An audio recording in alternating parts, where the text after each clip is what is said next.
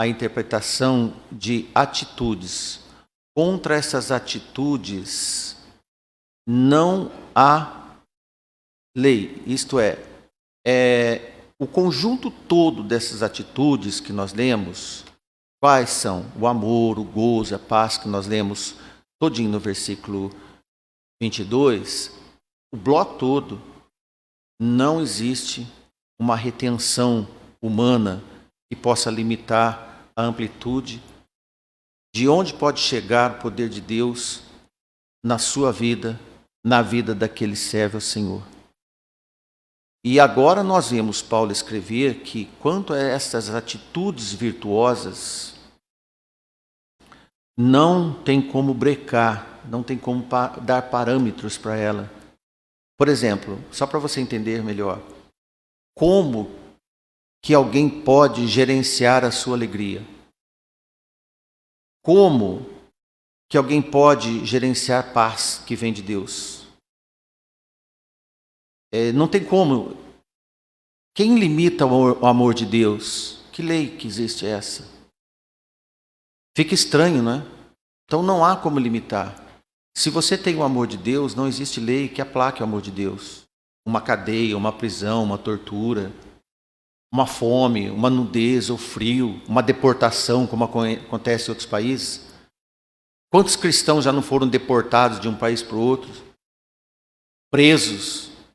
Mas ninguém conseguiu prender a graça de Deus, o amor de Deus nessas pessoas ilustres. Por isso Paulo escreveu. Então, o que será isso sem lei para regrar? Todos esses nomes nós conhecemos. Agora, nós não podemos falar de amor e ser de ver falar. Mas viver o amor de Deus é possível. Viver a paz de Jesus é possível. E pode combinar algo na sua vida, que quando não há lei, há liberalidade. Tirou a lei, há liberalidade. E entre os servos do Senhor não vira bagunça. Não torna-se libertinagem. Mantém-se o princípio, mesmo sem regras. Se há liberdade para agir através do fruto do Espírito do Senhor, podemos apontar para um vasto resultado generoso, largo, sem tamanho para medir, sem réguas, expandindo acima dos limites costumeiros, da habitualidade dos homens. Como Deus não condiciona limites para nos abençoar, você sabia? Deus não limita as suas bênçãos. Como é que nós limitaremos em fazer o bem ao próximo? Como Paulo escreveu nessa própria carta, no capítulo 6, versículo 9. E não nos cansemos de fazer o bem, porque a seu tempo ceifaremos. Com uma condição: se não houvermos desfalecidos. O grande problema é desanimar no meio do caminho, é desfalecer. Quem não desanima pelo meio do caminho, colherá resultados no dia da colheita. Amém? O que nós temos visto de crentes desanimados, não porque a igreja prega mal, não porque não tem lugar adequado aqui na igreja, não, desanimam por si só. Imagine você, preste atenção, imagine você planta uma árvore para dar frutos no seu quintal. Antigamente chamava-se de pomar. Todas as casas tinham um pomar, lembra? Então imagine você plantar um pomar para você comer frutos que você queira comer. E por um certo tempo você cuida daquele pomar, você rega, você poda, você aduba, muito bem animado. Mas chega um tempo, num dado momento, você desanima, e abandona aquelas árvores que cresceram com as suas mãos, pelo seu trabalho, mas ainda não chegou o tempo delas darem frutos. Mas você não se importa com isso? Chato, né? Você trabalhou, mas não colheu. De quem é a culpa? Da árvore? Não. De Deus que deu a vida para você? Não. Você não deixou faltar água, ainda que não choveu.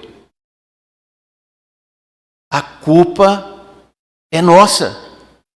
É de quem não cuida, de quem não tem esperança, quem não tem paciência, quem não persevera, não come do fruto. Não colhe. Assim são os que desanimam com a igreja do Senhor, com a fé, e desanimam de fazer o bem e vai cuidar da sua vida. Tenho visto crentes dizerem assim: a partir de hoje eu cuido da minha vida. Vai para o precipício, achando que cuida de si. E Paulo também comenta o assunto noutra igreja, estimulando a não ser um crente cansado e desanimado. Em 2 Tessalonicenses, capítulo 3, versículo 13, assim ele escreve: e vós, irmãos, não vos canseis de fazer o bem. Você anda cansado? Observamos que esses termos de condutas perseverantes devem ser rotineiros dos fiéis. A Bíblia diz: aquele que perseverar até o fim será salvo. Amém?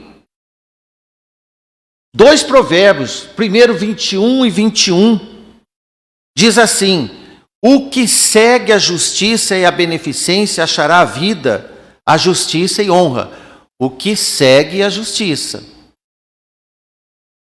E o 19 e 17 está assim: ao Senhor empresta o que se compadece ao pobre, e Ele pagará o seu benefício. Vamos combinar esses dois versos? Seguir a justiça é perseguir sempre sem desanimar. Lembra da palavra perfeito? Feito é uma coisa, agora perfeito é muito bem feito. Então, perseguir a justiça é não desanimar de seguir. Porque quem empresta algum alimento, quem empresta um cobertor, quem empresta uma sandália ao pobre, como ele vai te devolver se ele ainda é pobre? Se ele usou a roupa, a sandália, se ele comeu o que você deu, se ele vestiu o que você deu para ele vestir, não terá dinheiro para comprar outro utensílio daquele para te pagar. É aí que entra o maior fiador dos miseráveis. O Senhor é quem paga as suas bênçãos, o Senhor é quem paga através de bênçãos na sua vida, aos que acodem os necessitados.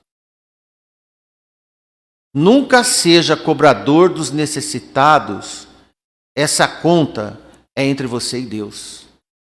Amém? Interessante, mas nós precisamos de lembrar que um dia vamos precisar de alguém. Como a lei cuida das cobranças e disciplinas motivadoras das vidas e dos pecados aparentes, ela não alcançará orientação para os acertos, para as virtudes e retribuições celestiais. Se você faz o bem a alguém, ninguém precisa saber. Você não precisa de anunciar para ninguém, porque Deus está vendo. Você não vai precisar de justificativa e até da sua vanglória, como nós acabamos de ler, para dizer que você fez, porque é o Senhor que vai acertar essas contas com você. Em bênçãos. Deus nos abençoe. Porque a lei não alcança as boas voluntariedades espontâneas. Por isso que Paulo diz: contra essas coisas não há lei. Como são as ofertas voluntariosas, sem ninguém mandar, vindas de um coração grato, sem causar constrangimentos ao próximo, com disposição voluntária e com um coração bem disposto, agradável, como testemunha da bondade. Não há necessidade de mandamento escrito em tábuas, quando o fundamento, unicamente alicerçado no amor de Deus, está empregado no seu coração. Ninguém precisa mandar você fazer o bem. Sobre a lei do amor de Deus, ninguém precisa mandar. Você opera tudo através do poder de Deus, pois as virtudes de Deus são germinadas pelo Espírito Santo de Deus. Foi nesse entendimento que o apóstolo deixou a decisão quantitativa por conta de cada um, sem a necessidade de estipular, por exemplo, o valor mínimo como o dízimo que existia na lei. Esquece os números, todos nós, e deixa o Senhor trabalhar no seu coração. Paulo diz: cada um contribua conforme o seu coração, disposto em alegria. Quanto eu vou ajudar a igreja nesse mês, ninguém precisa saber. É o seu coração que tem que saber entre você e Deus. Quanto você vai ajudar um irmão que você está sentindo que ele está precisando de ajuda e chega lá e fala: irmão, isso aqui é para você, ninguém precisa saber. Se Deus tocou no seu coração, vai ver como você fica alegre. Você não vai sentir que perdeu dinheiro, que o bolso esvaziou, e nem cobre a gratidão de quem você ajuda, porque muitas vezes não existe. Não faça isso, não façamos isso, porque, irmãos, a oferta não é imposto. Quem cobra imposto é o governo. Ele cobra, o governo sabe cobrar. Em 2 Coríntios, capítulo 9, versículo 7, Paulo escreve assim: isso aqui é de dinheiro, viu, irmão? De ofertas. Cada um contribua segundo propôs seu coração. De que forma? Não com tristeza ou por necessidade, porque Deus ama o que dá com alegria. A lei não importa com qual tipo de humor você vai fazer o bem, mas Deus se importa com o que você faz de boa vontade. A lei observa a ação. O Senhor vê o coração em ação. Amém? De forma que as virtudes espirituais devem ser um fruto gerado com alegria. Caso você faça uma boa atitude sem vontade, sem alegria, sem amor, não levou alegria aos céus. Assim como uma menina carrancuda que ajuda a mãe por obrigação, porque a mãe manda, ela vai lá e faz, passa pano na casa, dobra as toalhas, de cara feia, e a mãe não vai se alegrar. E quanto a nós, tudo que fazemos aqui deve causar alegrias nos céus. Então o nosso humor vale muito diante de Deus. Nenhuma bondade deve ser feita com obrigação. Nenhuma, irmão.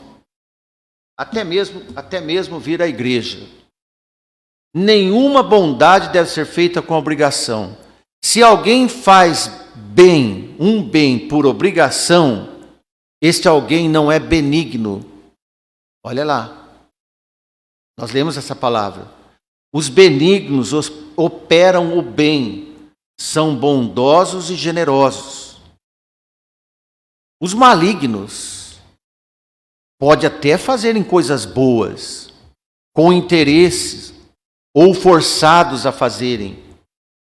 Eles não são bondosos, não são generosos, fazem apenas porque é mandado, ou para se aparecer. São mesquinhos e cobram por tudo, pelo pouco de bom que fazem. Como um filho ingrato que cobra do pai para ajudar em casa. Sabia que tem filho que cobra do pai para fazer alguma coisa para o pai? Espero que na igreja não esteja acontecendo isso. Diferente dos benignos. Pois os benignos são desinteressados de vantagens próprias. Não cobram, são satisfeitos. Benignidade é interior. O caráter de um indivíduo, o caráter de um indivíduo. Portanto, a bondade são as atitudes exteriorizadas em forma de boas ações. As suas boas obras nascem de um bom caráter. Sempre, irmãos. Por exemplo, se João é do bem, certamente João é bom. Agora, se João é mau, ele será um homem mau. Lembra de Judas Iscariotes? Judas era um homem mau.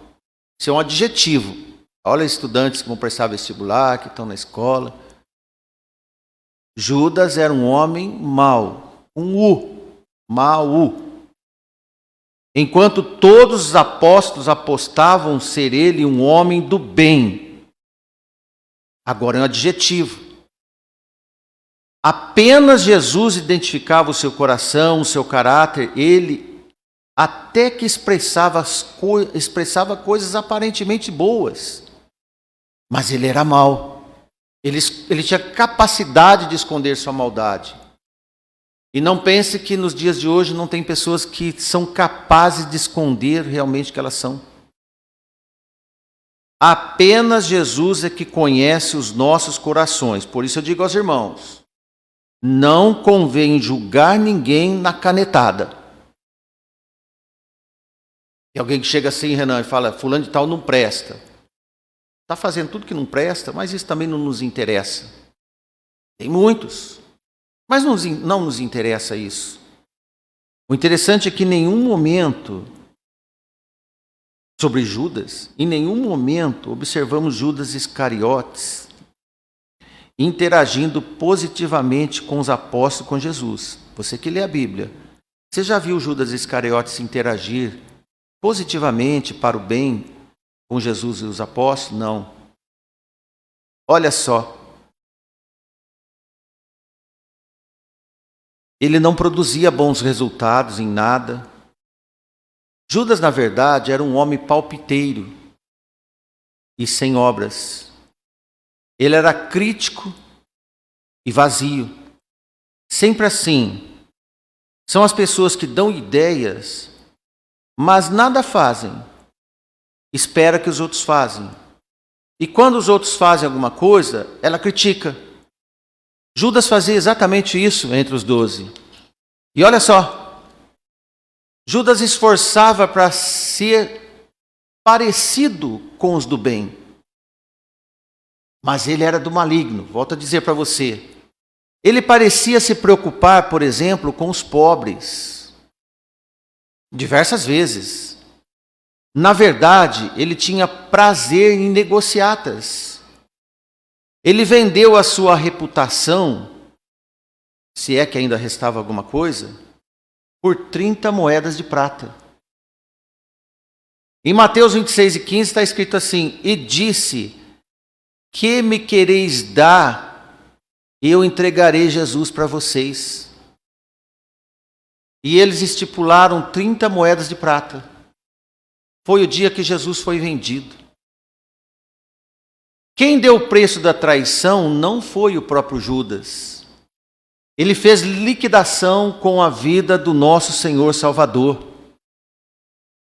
O profeta Jeremias já alertava sobre este mau elemento, predizendo que os filhos de Israel é que avaliaram o valor da traição. Isso está escrito em Mateus 27:9.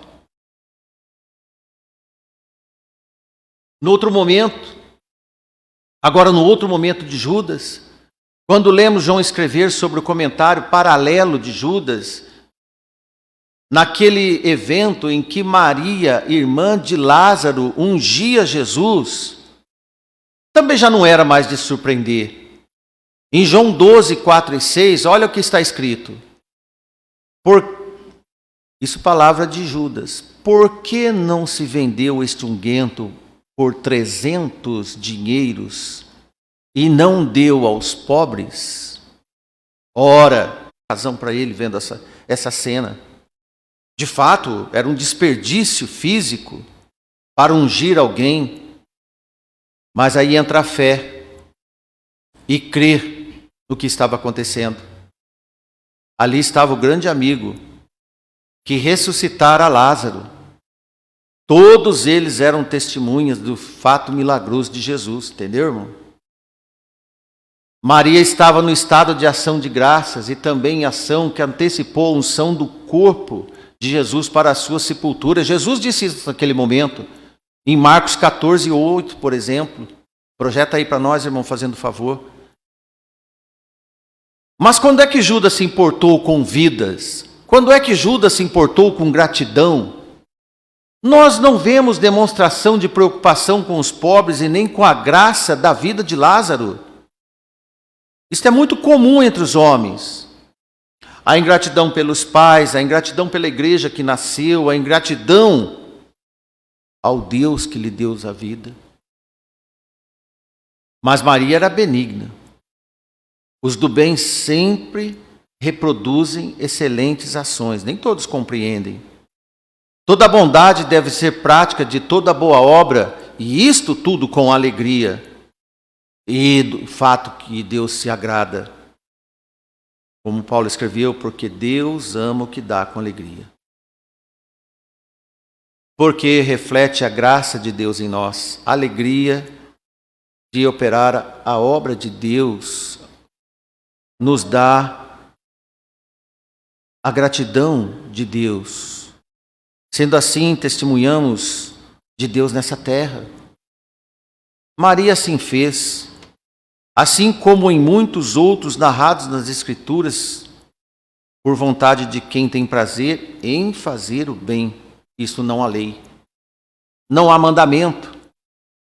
Na igreja de Jesus devemos ensinar que aqui ninguém deve fazer nada por obrigação.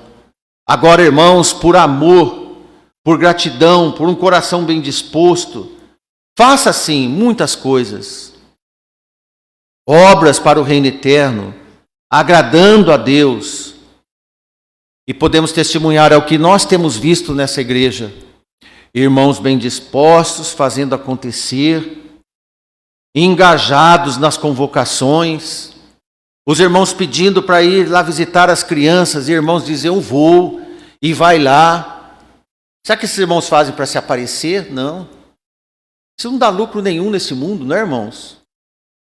Sair num sábado à tarde de casa e lá visitar crianças que nem faz parte da minha família, nem vão me dar nada em troco, são pobres. Por que eu vou fazer isso? Sair da minha casa, um sábado à tarde, dia do meu descanso, gente. Alguns irmãos vão lá, pega o seu carro no domingo e vai e busca. E traz aqui na igreja.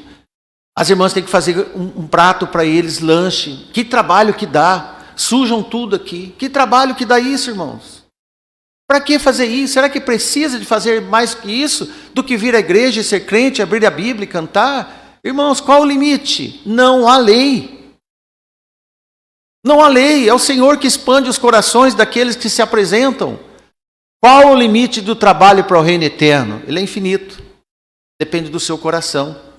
Se você não quiser fazer, você não faz. Como não, alguns não fazem. A igreja não está cobrando, mas está dizendo que tem serviço para fazer. Tem serviço para fazer. Alguns se apresentam, outros se encolhem. É sobre isso que Paulo diz. Olha, irmãos, sobre o que nós estamos falando? Não podemos esquecer, nós estamos passando para você de amor, de gozo, de paz, de longanimidade, benignidade, bondade, fé, mansidão e temperança. Bem simples de entender, mas a razão de exercer. Sobre isso pregamos para você. Porque a ação de graças e o trabalho na obra do Senhor com alegria não necessita de corretivos e nem limite. Não existe lei. Aliás, a lei é inútil. mas a graça é muito útil. A graça é muito útil. Quem será corrigido por amar? Quem deverá ser disciplinado por ajudar os necessitados? Quem deverá ser orientado pela operação das boas obras? Quem necessita de um instrutor quando é irrepreensível? Essa palavra irrepreensível tem para bispos, pastores, para o marido que seja irrepreensível. Mas todos os crentes no Senhor devem ser leais ao Senhor. E nessa categoria os leais são irrepreensíveis diante do Senhor. Por isso, guarde, a lei não disciplina a graça de Deus na sua vida. Nem o amor de Deus, nem a sua fé, nem a sua esperança. Nada. Para os dons e virtudes, qualquer regra é desnecessária. Mas a sua prontidão, a sua voluntariedade é a principal. Deus recebe com alegria, se você fizer. Para terminarmos, Paulo em 2 Coríntios capítulo 3, versículos 7 e 11, apenas alguns versículos para terminarmos, e você preste atenção, siga a leitura. Paulo aqui estava fazendo um desenho sobre a lei, que obrigava procedimentos, e a graça, que quer pessoas desinteressadas de reciprocidade. E se o ministério da morte, gravado com letras de pedras, veio em glória, de maneira que os filhos de Israel não podiam fitar os olhos na face de Moisés por causa da glória de seu rosto, a qual era transitória, como não será maior a glória o ministério do Espírito? Porque se o ministério da condenação foi glorioso, muito mais excederá em glória o ministério da justiça. Porque também o que foi glorificado nesta parte não foi glorificado por causa desta excelente glória. Porque se o que era transitório foi para a glória, muito mais é em glória o que permanece, o que é eterno. Amém? Aqui Paulo disse, não sei se você lembra, se algum dia você leu, quando Moisés subiu ao monte e recebeu a tábua da lei, e lá desce Moisés com as tábuas, e as pessoas olhavam para Moisés, não conseguiam olhar Moisés porque ele brilhava muito. Ele não viu Deus, mas ele esteve na presença íntima com Deus. Aliás, irmãos, todos que estão na presença de Deus brilham. E Paulo diz, se Moisés trouxe o que era transitório, que era a lei, para ensinar os judeus, brilhou tanto assim, imagine o eterno. Imagine o eterno. Sabe o que brilha em nós, no povo de Deus? Não é algo que acaba por aqui, é o eterno. Então, as obras, as beatitudes que você faz, é para o momento deste mundo, mas elas têm resultados eternos para a sua vida. Como nós focamos em ajudar o necessitado, parece que para por aqui, né, irmão Renato? Você vê um necessitado e ajuda. Você vê um irmão doente e ajuda. Você vê alguém na rua, abandonado, e você vai perguntar o que precisa. Tudo se resolve aqui, pode se resolver aqui. Mas os efeitos dessas ações, elas são eternas. Tanto para quem foi ajudado, quanto e principalmente por aquele que ajuda. Amém? Vamos pensar sobre estas coisas que estão ao nosso alcance. Tem muita gente pensando e querendo coisas que são sonhos. E Deus pôs a nós uma realidade tão fácil de exercer, mas tão abandonada de fazer, porque falta alegria em agir. Que Deus nos abençoe e possamos acordar. Amém?